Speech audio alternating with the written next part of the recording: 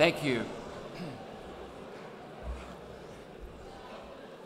Can everybody hear me okay? You guys look beautiful. I'm so happy to be here. Thank you for coming. Ucha, thank you too for having me here.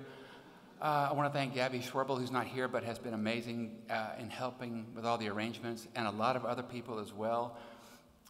It's incredible to be here in this beautiful city, in this beautiful country. So again, thank you.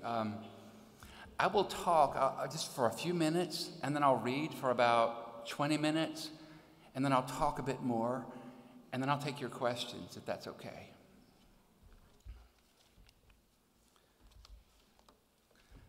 I was raised in Dickinson, Alabama, born in 1963. Dickinson is a hamlet. It's not even a town. A town is is supposedly where the train stops. The train went right by Dickinson, Alabama. And there were probably 300 people in the little hamlet of Dickinson, about half white, half black. It's a dry county, which means there's no alcohol sales. And it was a very interesting place to have grown up. I grew up in a family of hunters. The men in my family hunted deer. They hunted squirrels, rabbits, turkeys, and they were obsessed with football, and I mean American football, especially the Alabama team. I wasn't interested in football, and I didn't want to hunt. I didn't care about killing anything. So I was kind of a misfit in Alabama among my family. And I think that's part of the reason that I became a writer. I had to notice everything in order to fit in and do the things the other people were doing and not seem strange, like an outsider. For instance, I read a lot of books as a kid. No one else in my family really read except for my mother a bit. And I knew from reading books that the correct way to speak, for example, was to say, John and I are going to dinner. But everybody that I knew said, me and John are going to dinner. So even though I knew it was right to say it one way, I said it the other way to fit in. And much of my childhood felt like someone trying to fit in. In about 1978, when I was 14 or so, it was a very cold winter. And my dad drove us to school in his pickup. He had a Ford F-150, a big green pickup. And he drove us to school in it every day, my brother, sister, and me. The winter I'm thinking about, maybe February, was very cold. Even in Alabama, it can get cold. And we went out and got into his truck and drove down the street and got to the turn where the store was. And there was a black woman and her daughter standing there. And it was so cold that, of course, we picked them up. And the two of them got in with the four of us, and there were suddenly 6 people in this truck, and it was very crowded. And I remember they smelled like wood smoke. And I remember thinking their only source of heat is their fireplace. All the other houses in that part of the country at that time mostly had gas heat. These people only had their fireplace. So my father dropped them off where they wanted to be dropped off, let us off at school. And the next morning, they were there again. And the morning after that, and the morning after that. We gave them rides every day until one day they weren't there. And we never knew what happened to them. Later, that same winter, my mother was driving us home. She picked us up in the afternoon. And she drove us home on the small rural paved road, and walking in the opposite direction were 2 small children, maybe 9 or 10 years old, 2 black children. And even though it was so cold, they were not wearing coats. My mother saw this and sped home, went back to one of our closets, got old coats of ours, and took them back and gave them to the children.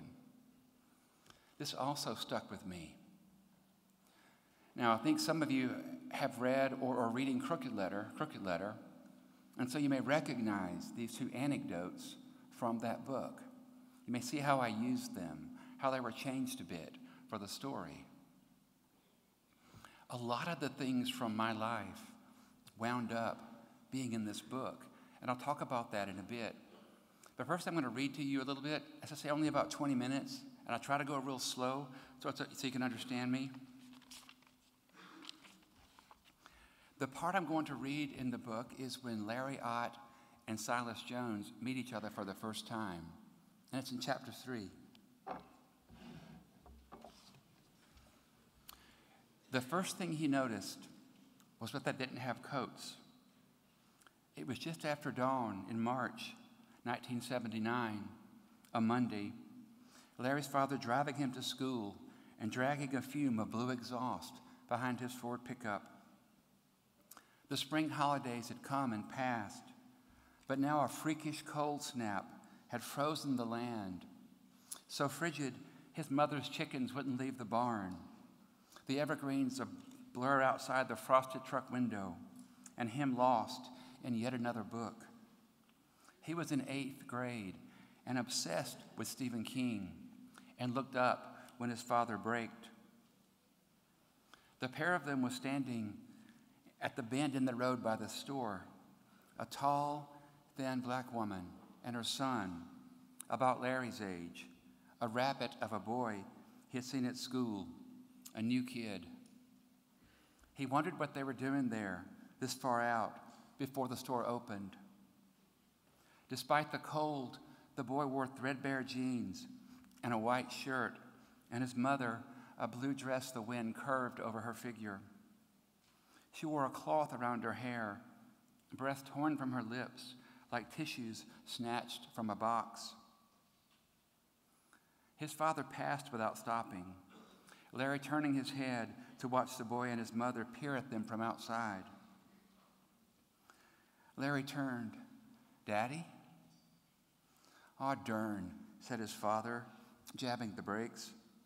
He had to back up to meet them. Then he leaned past Larry on the truck's bench seat and rattled the knob, and they were in a burst of freezing air that seemed to swirl even after the woman had shut the door. They were all forced together, Larry against the boy on one side and his father on the other, uncomfortable because he and his father almost never touched. Awkward handshakes, whippings. For a moment, the four sat as if catching their breath after a disaster, the truck idling. Larry could hear the boy's teeth clacking.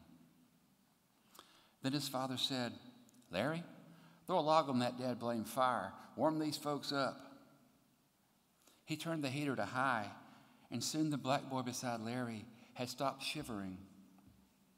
"Alice," said his father, pulling onto the road, "introduce these young'uns." "Larry," the woman said, as if she knew him, "this is Silas. Silas, this is Larry." It's okay. It's okay.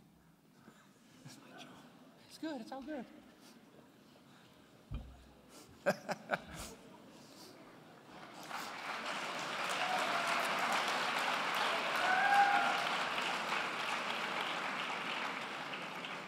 I do not photograph well, and I have a terrible profile. I have no chin at all. So that's not my best angle. "Alice," said his father, pulling onto the road, "introduce these young'uns." "Larry," the woman said, as if she knew him, "this is Silas. Silas, this is Larry." Larry stuck out his calfskin glove. Silas's slender brown hand was bare, and despite the quick soul shake it gave, Larry felt how cold his skin was. If he gave him one of his gloves, they could each have one warm hand. He wanted to do this, but how? They smelled like smoke, Silas and his mother, and Larry realized where they must live. His father owned over 500 acres, much of it in the bottom right-hand corner of the county. And on the southeast end, half a mile from the dirt road, if you knew where to look, was an old log hunting cabin centered along with a few trees in a field a few acres across, just a bump on the land. Bare furnishings inside, dirt floor, no water or electricity, heated by a wood stove. But when had they moved in, and by what arrangement? His father and the woman called Alice were talking about how cold it was. Freeze my dad blame can off, his father said. Mm-hmm, she said. You ever seen the like? No, sir. Not even in Chicago? She didn't answer, and when the silence became awkward, his father turned the radio up, and they listened to the weatherman saying it was cold. It was going to stay cold.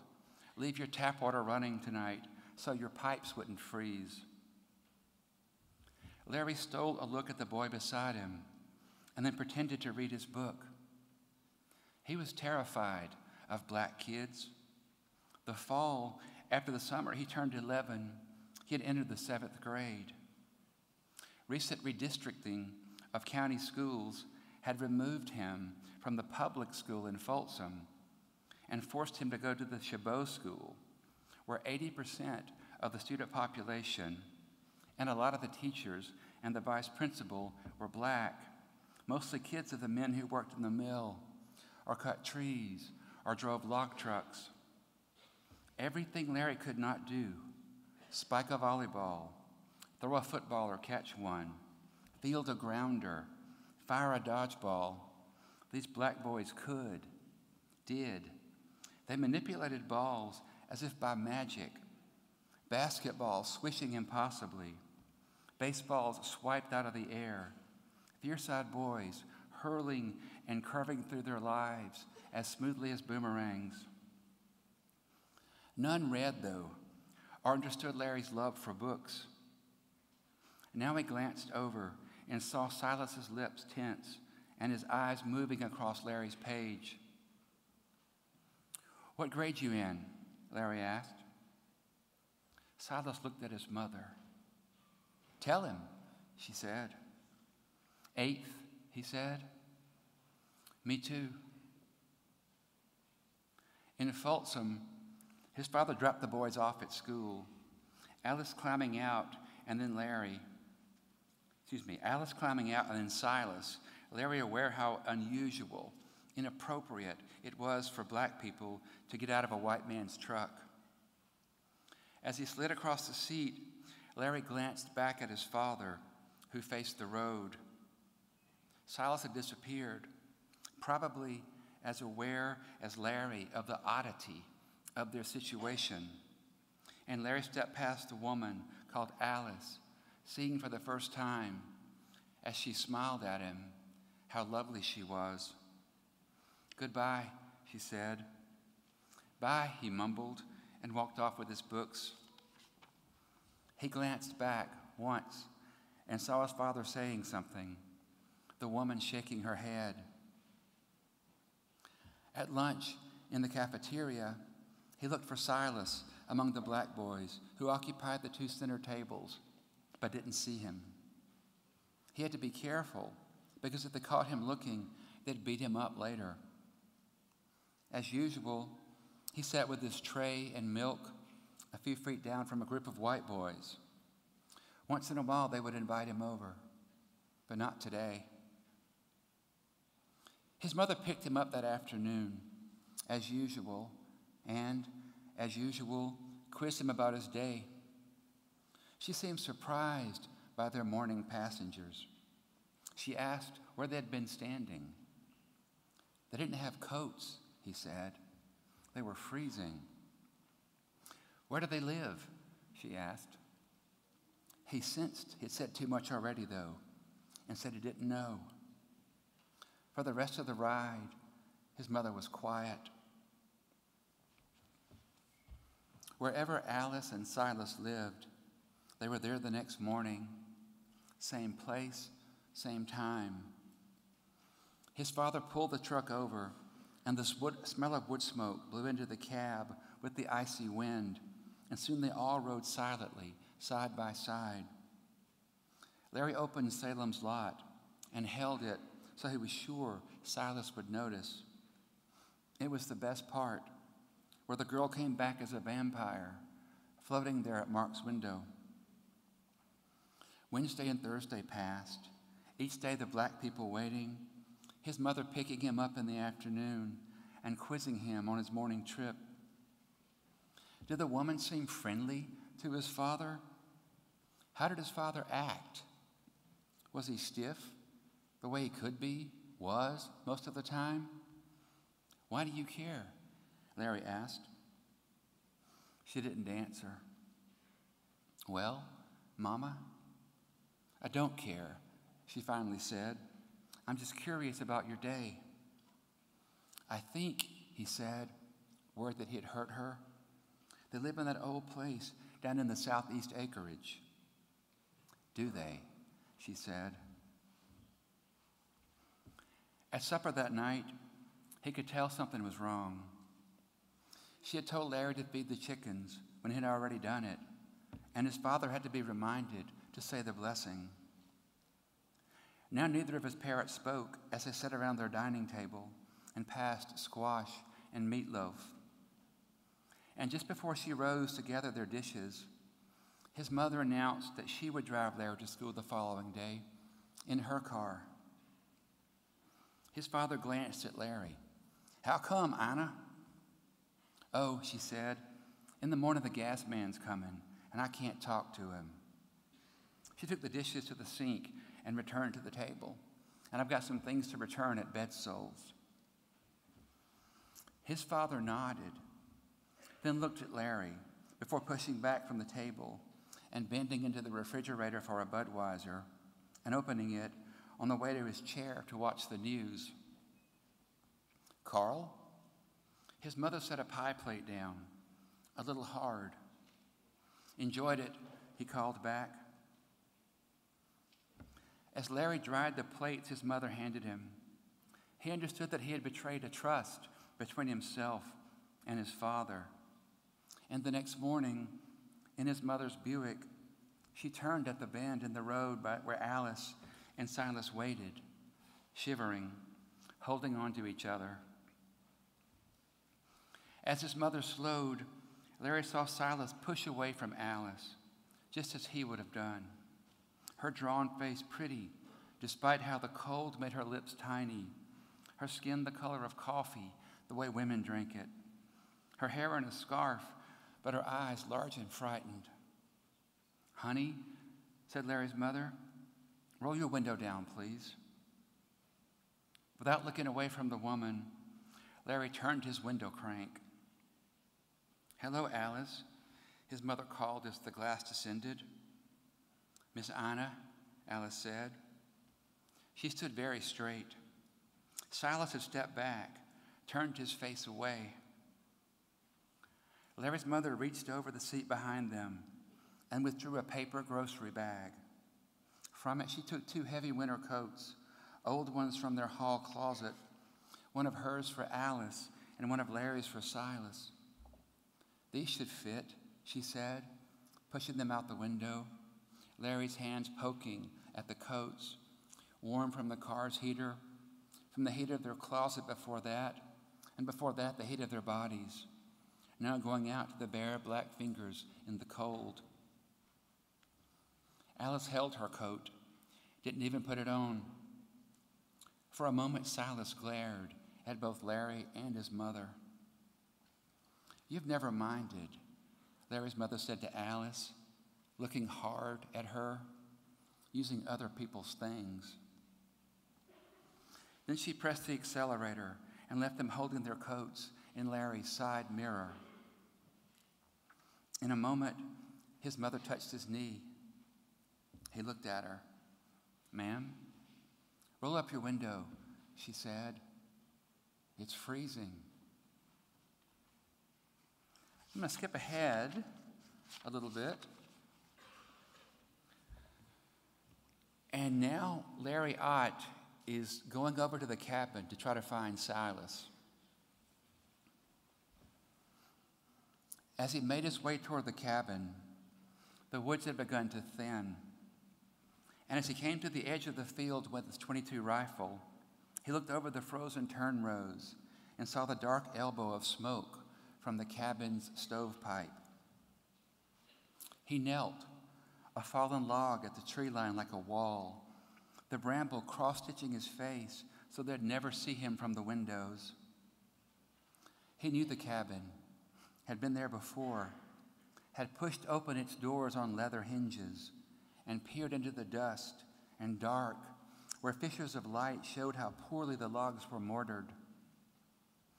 There'd been little else to see, a wooden table and a couple of single beds hunters had once used, a wash pot, the stove in the back corner with its iron door opened and its pipe a straight line to the roof, short around the top with bent, blackened patches of tin, a wood box coated in dust that held only dead cockroaches and rat droppings when he raised its lid. He wondered now, watching the cabin, if Silas did his homework by firelight. He'd have to lug water from the creek on the other side of the field where the trees resumed.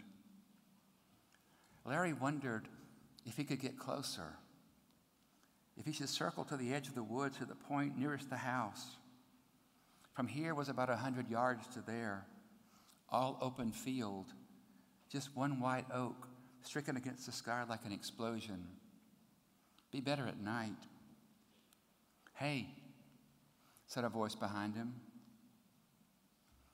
He turned with the rifle. It was Silas, his arms full of limbs, firewood. The black boy dropped the wood and raised his hands like a robber. For a moment, that was how they stood. Silas in the coat Larry's mother had given him, and one of Larry's old thermal caps she must have thought to put in the pocket. Silas opened his mouth. "You gonna shoot me?" Larry moved the rifle. "No," he said. "You scared me's all, sneaking up like that." "I ain't sneak." Silas lowered his hands. "Sorry," Larry said. He put the .22 against a tree and hesitated, then came forward to shake Silas's hand, his father's habit. Silas hesitated too. Then, perhaps because they were alone in the woods, no school around them, they shook. Silas's fingers again enveloped Larry's glove. For a moment, they looked at each other, then knelt together to pick up the wood. Larry stacked his limbs onto the top of the pile Silas held. Silas shrugged a thanks and stepped past Larry and went to the edge and stopped. He looked back over his shoulder. "What you doing out here?" "My daddy owns this land." Larry turned to where the gun stood, barrel up, against the bark of a pine tree. "I was hunting." "You kill anything?" He shook his head. "'Cause I ain't heard no shots." "I'm hunting deer," Larry said. "I had me a gun, I'd kill some of these squirrels. Let Mama fry them." Larry reached for the .22. "Could I borrow that one?" Silas said. "I bet your daddy's got 25 more, ain't he?" He did. He had several guns. Larry brought this one because it didn't kick and wasn't as loud as the others, 12 and 20 gauge shotguns or higher caliber rifles. "How do y'all get to town now?" Larry asked. "Mama got a car."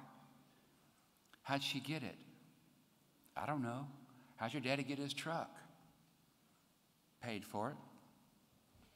They stood. Silas looked toward the cabin, then dropped the wood again and turned, pointed to the .22. "Let me shoot it." Larry looked toward the house. "Won't your mama here?" "She's working." "I thought she worked the early shift at the Piggly Wiggly." "She do. Then the late shift at the diner." "Here go," he said, stepping forward and taking the gun from Larry, who never even tried to stop him. "How you do it?" Silas asked. It's already one in the chamber, Larry said. All you got to do is cock it and shoot. How you shoot? You ain't never shot? I ain't never touched no gun, Silas said. He held the rifle by its stock and forestock, as if it were a barbell without weights. Larry raised his arms and mimed how you'd aim the gun. Which hand are you? Say what? Right-handed or left? I'm right. Left, Silas said. So you're opposite me. See that hammer there? Larry pointed. Cock it back. Silas did, and Larry watched him raise the rifle to his right cheek. Lay your face on the wood, he said. Cold, Silas said. Now close your left eye and look with your right down the barrel. See that sight? Put that where you want to hit. Silas aimed at something across the field, closer to the cabin that Larry liked, and then shot, and the echo slapped through the trees. It ain't loud, Silas said. He lowered the rifle and peered toward where he'd fired. That's how come I like it, Larry said. Can I shoot it again? Go on. How many bullets you got? Cartridges. This one shoots cartridges, 22 longs. It shoots 22 times? Larry had to smile. No, this gun's a 22 caliber. It shoots long or short cartridges. I got longs today. How many you got? Enough. Silas raised it again and sighted down the barrel and pulled the trigger. Nothing happened. Work the lever, Larry said. Silas levered the rifle, and its head snapped when the spent hull flew out of the side. Now see how it's cocked? It's ready to shoot again, so be careful. Holding the rifle with a kind of reverence, Silas bent to retrieve the hull. It's hot, Larry said. But Silas picked it up with his fingers and then cupped it in his palm. What you do with these? Larry shrugged. Throw them away? Silas put the cartridge to his nose. It smelled good. Gunpowder, Larry said. Gunpowder, Silas repeated. They watched each other. Then Silas raised the rifle again and panned it over the field, past the house, all the way back around to Larry, and held it on him. For a moment, Larry saw into the perfect O of the barrel and followed it to Silas's opened eye and went numb. Now we even, Silas said. Then he moved the gun, continued his pan until he stopped on a pine tree and shot. He levered the rifle and this time caught the ejected hull. It clinked against the other one in his palm. He put them both in his coat pocket, and it struck Larry with a wave of sadness, a boy saving the hulls as something valuable. Go on, keep it, Larry blurted. The rifle?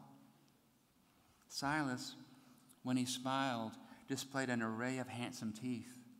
For real? It was the first time Larry had seen him smile. I got to get it back, though. Pretty soon, okay? Promise? I'll shoot some of these squirrels, Silas said. He sighted something high in a tree. You got the bullets? The cartridges? Larry unzipped his coat pocket and brought out both of the small white boxes and held them out. Silas took them reverently and transferred them to his own coat pocket. Larry showed him how to load it and gave him pointers about aiming and shooting, the same lessons his father had given him.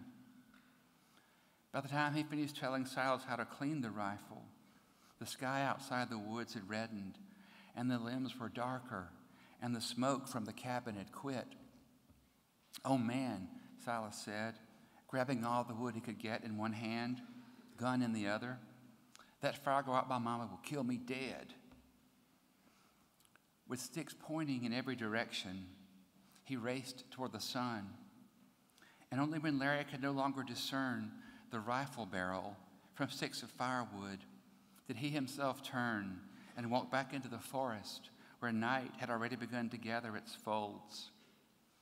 He felt welcomed by it and full of air. The last thing he did was pull at the fingers of his gloves, removing the left one, the right, and erect a stick, the shape of a Y, in the cold mulch beneath the leaves. On each peg, he left a glove.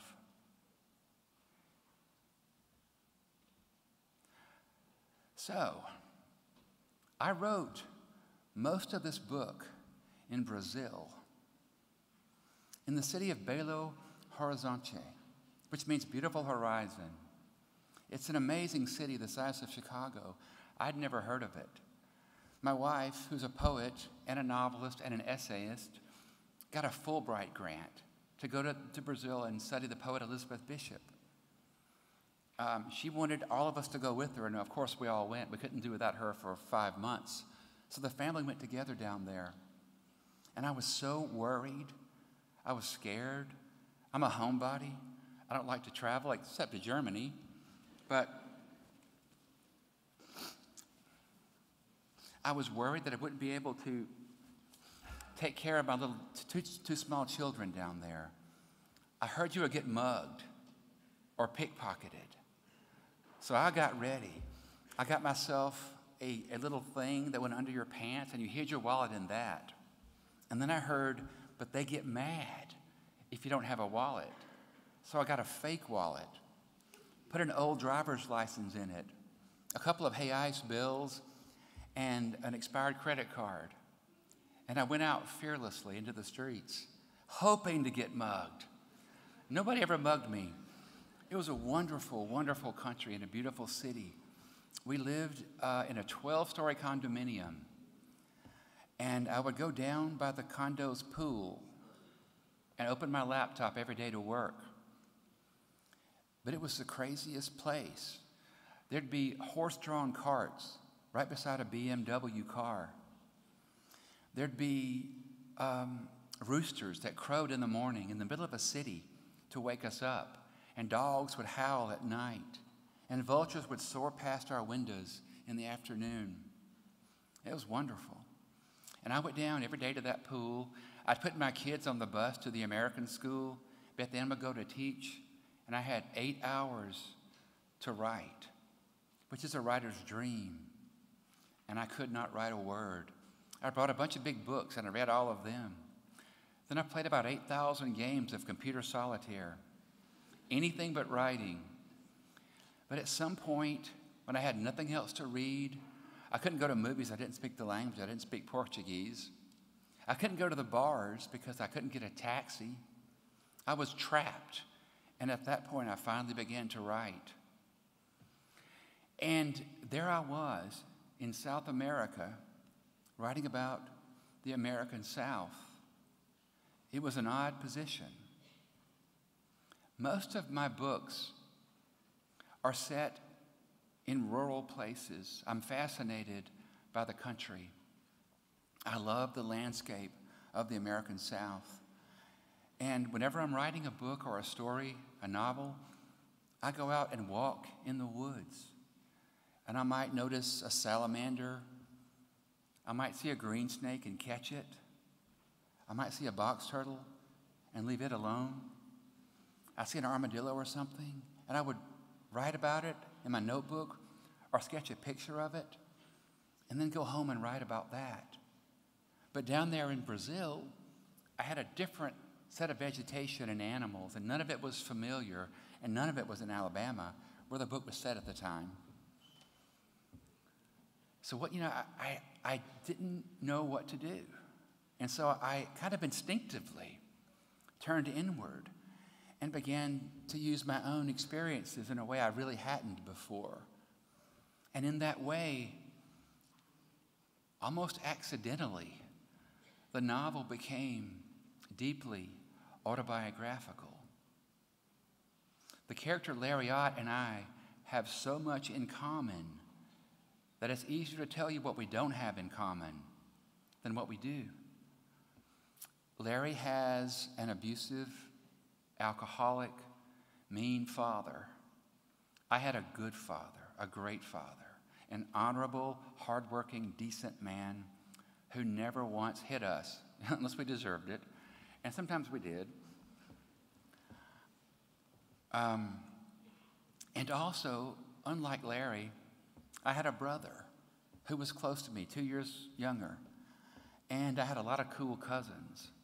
So I didn't have Larry Ott's acute loneliness. I had his loneliness at school, where I had only one friend, who I'll tell you about in a moment. But at home, I was not lonely. I had lots of people to play with and hang out with.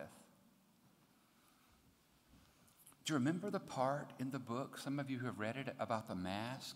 Larry has a monster mask, a zombie mask, that he ordered from the back of a comic book, just like I did. And just like I did, Larry took his mask to school to impress girls. Scaring girls is one way to make them notice you. It was a zombie mask, and I wore it one Halloween to school and scared everybody. And people wanted to try it on. I would take it off and let a pretty girl try it on. And I'd get it back and put it on myself, and I would smell her breath and her hair, and it was wonderful. I had several crushes in those days, and nobody would ever have gone out with me. One day in Miss Pippin's history class,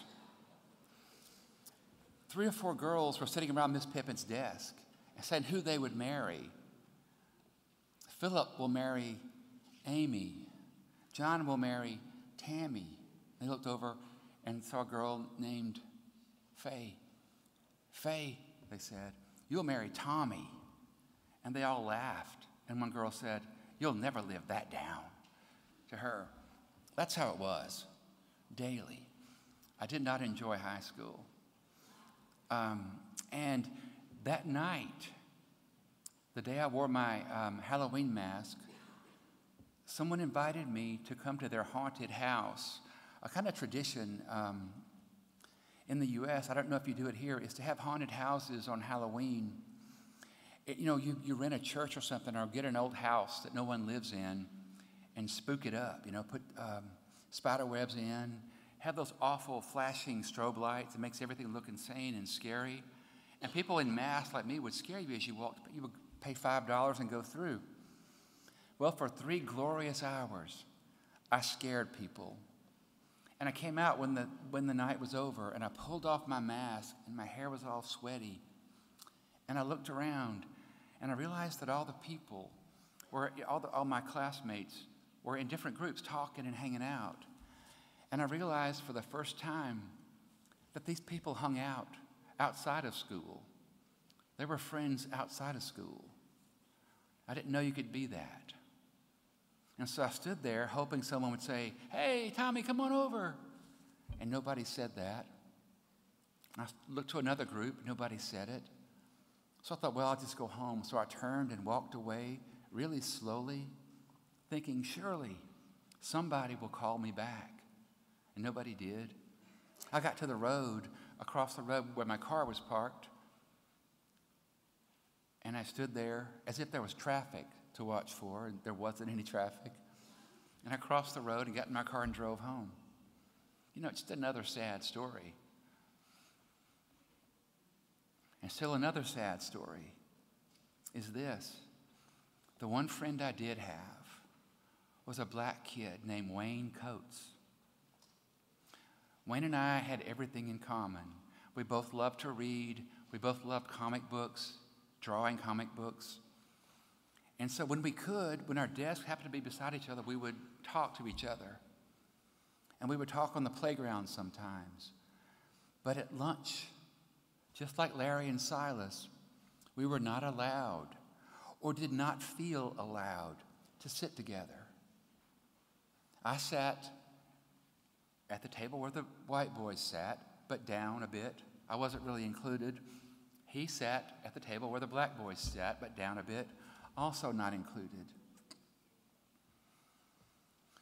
One thing I wish to God I could do over is to get up from my table one of those days and take my tray and my little carton of chocolate milk and walk over 10 feet, 5 meters,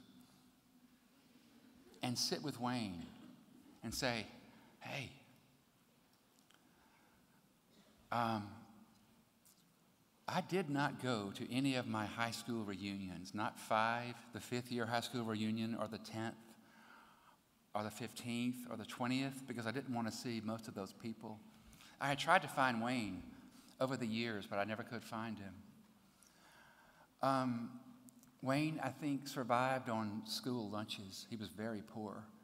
He never went to a movie. When I saw Star Wars, I saw it in the theater. That's how old I am. I went back, and at school one day, I described the whole movie. I narrated it to Wayne. So, I did not go to my reunion, but for my reunions until the 25th one came up, and Crooked Letter had come out. And it's the first book of mine that sold really well. And my wife said, you should go back. She said, all those girls who ignored you are going to eat their liver. And my wife is gorgeous. She's redheaded. She's Irish. She's hot. Every time I visited my father before he died, he would say, how did you get her to marry you? And he wasn't joking. And I don't know. Beth Ann said, let's go. It'll be fun. So I said, okay. I put on my best sport jacket. She put on a short dress. We borrowed my sister's convertible, the car with the top down, and we blazed 2 hours north to Clark County, which is dry, remember? It's a dry county. No alcohol. This was the saddest event in the history of events. We walked in, and there was no alcohol, and a bunch of old people were standing there. They were all my age. And the first thing I saw was a board with a list of our classmates who had died. And Wayne was the first on the list. Not long out of high school, he joined the Navy and left the Navy and was found dead in a motel room. No one knows why or how. And that just, my wife and I drove home. It was a terrible night. Also, my bully, one of my worst bullies in high school was a kid named Alvin. He was big and mean. He stole my knife once. He would push me down. He would hold my arm so high above the back of my head that you would hear the bone cracking. It was a hard high school experience for me. So, let's cut to 25 years later. At that same reunion, I go to the men's room, and I'm standing at a urinal, and behind me, someone pushes me. Hey, it was Alvin. He said, I heard you wrote a book. I said, I did. He said, am I in it? I said, no, not really. Because he would want a royalty, you see. He'd want some money. He said, I remember you a little bit. You was a nerd, wasn't you? And I said, I was. And I said, and you were a bully, weren't you? That was a good line, wasn't it? And then we went home, and it, it's again a very sad story.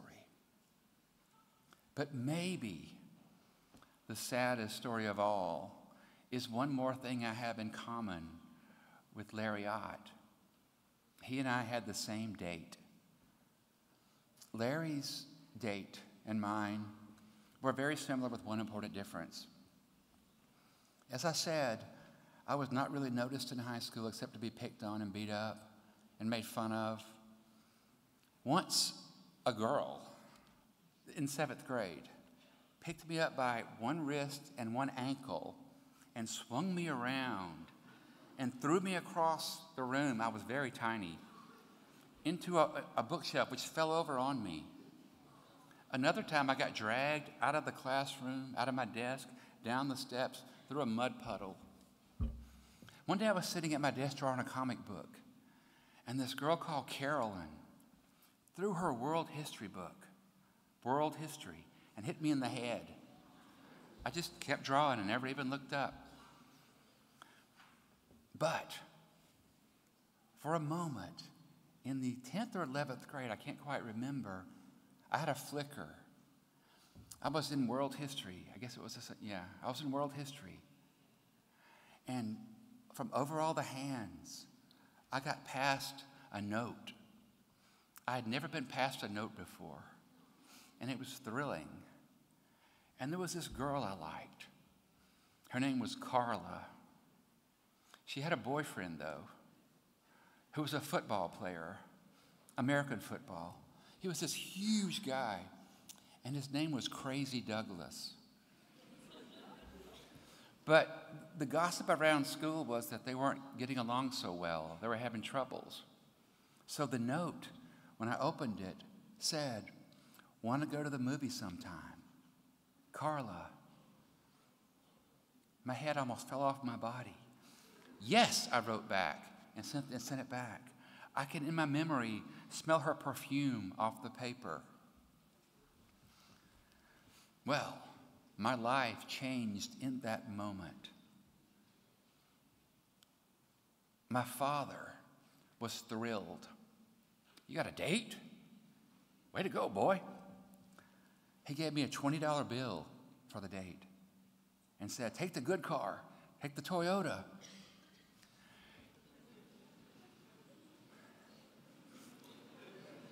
My dad, the mechanic, liked the Japanese engineering and bought a Toyota. But get this, it was the only Toyota in Clark County at the time, the only one. One filling station owner would not sell us gas. He said, "I will put my gas in that rice burner."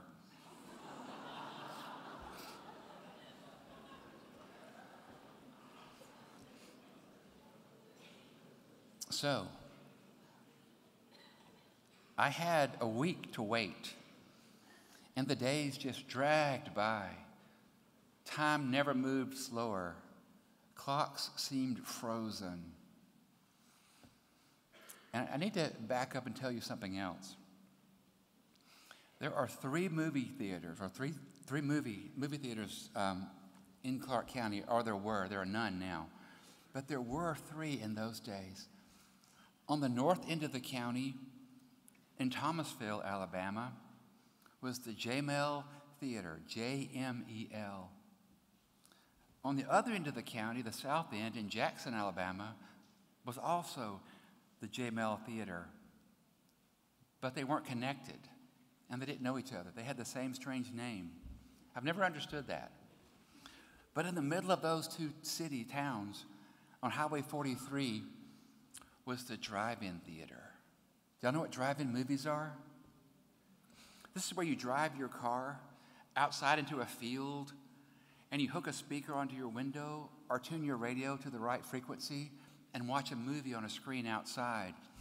There used to be a lot of them in the United States, but there are fewer and fewer and less every year of them. But the first time I noticed the drive-in, we were driving home from Jackson late one night for some reason. And as we passed the drive-in through the trees, we saw the screen, 50 feet tall. And on it at that moment was a naked woman. In Alabama in 1979, you couldn't find any nudity. There was no internet. There was no cable TV. I realized the nudity was there. So as soon as I was able to drive, I began driving at age 12. I got my license at age 16. But as soon as I began to drive in the towns, my brother and I began to go every Friday night to the drive-in. And we would see 2 rated R films. They never checked your ID. You had to be 17 to get in. They didn't care at the drive-in. And every Friday night we would sit there and watch these movies. And we had the best time, but back by the trees on both sides is where certain cars parked. And in those cars, the windows would get foggy. Yeah. They were making out in those cars. And that's what I wanted to do.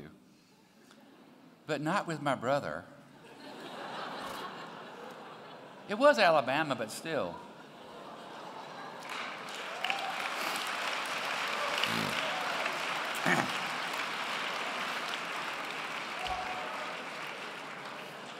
My dream, you gorgeous people, was to take a girl to the drive-in. And that was coming true with the opening of this tiny note. Finally, Friday arrived. I had told a couple of people about the date, people at school, so people knew about it. And I liked that. I wanted them to know I had a date. I would go and look at myself in the mirror, and it was a different Tommy Franklin looking back at me than the one who had looked back at me just days before. I remember looking in the mirror and thinking, this feels great. I'm so happy. I love this. I loved how I felt. I loved the way that I felt. So Friday night, I took my $20 bill, I got in the Toyota and drove to Carla's house. I picked her up, we got on the road and headed to the drive-in. But this happened. She said, Tommy, I need a favor. I said, sure, anything. She said, I need to see Crazy Douglas tonight. And I said, but the drive-in. And she said, I've got to see him. And I said, but the drive-in. And she said, I'm going to have a little bitty baby. He's the father. My parents will only let me go out with you.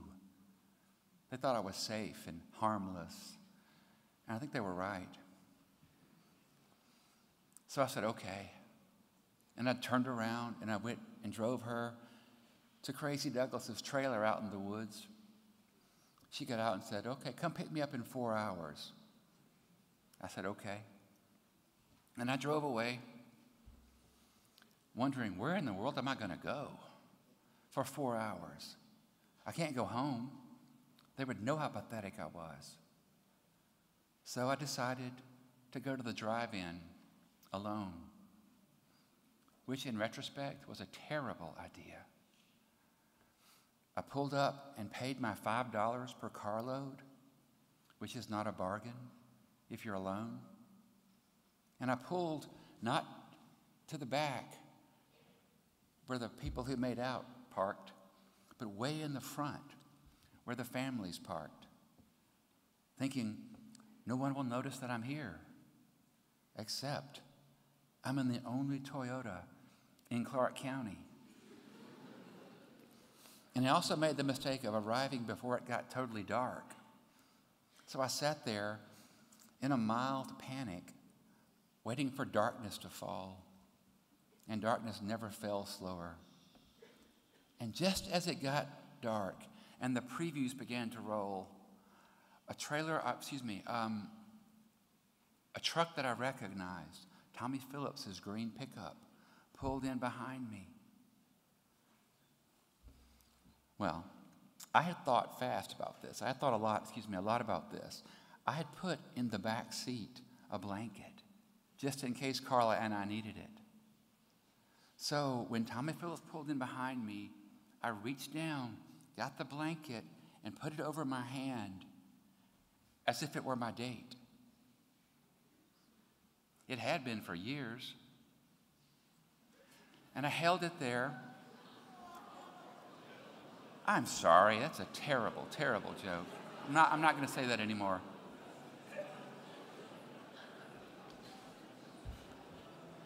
And my date and I began to watch the movie. My arm got tired, I had to prop it up. My fingers started to tingle. Then they got numb. And we didn't stay, my date and I, for the second feature. We watched one movie and then drove away. And as we drove in front of the other cars, I turned my hand so our head would appear in 3D. And I drove away, 2 more hours to kill. And I put in an 8-track tape. None of y'all know what that is, do you? An 8-track tape. Okay, let me back up and tell you this. Before the advent of iTunes and Apple Music and all this, there was an antique device called a compact disc. It's about this big around and very shiny, and you got your music on it. Before that, there was a small square thing called a cassette tape, and you got your music on that. Before that was an 8-track tape. You put it in, and it played. And the tape I had was the Eagles, Hotel California. It was big that year. And the song was Victim of Love. And that was me. So I drove around the back roads for 2 hours. And at the right time, I went to Crazy Douglas's trailer. And they came out and said goodnight with a big kiss at the back of the car. And they made out against the back of the car so hard it moved the whole car.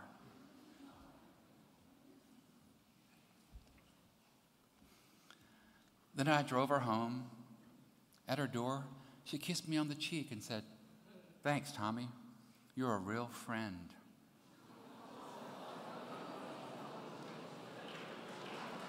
No.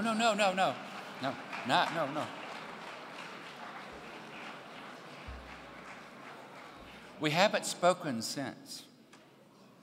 I'll take that. We spoke one more time. One more time we spoke. I asked her a couple of weeks later in the cafeteria line about the baby. "Oh," she said, "false alarm," and walked off. Do you know where she is right now? She's in prison. Right out of high school, she got married. Not to Crazy Douglas, but someone else. And then she got divorced and then moved back in with him. And one day while he was sleeping in his bed on his stomach, she shot him in the back of the head. I'm here with you. This is better. Thank you.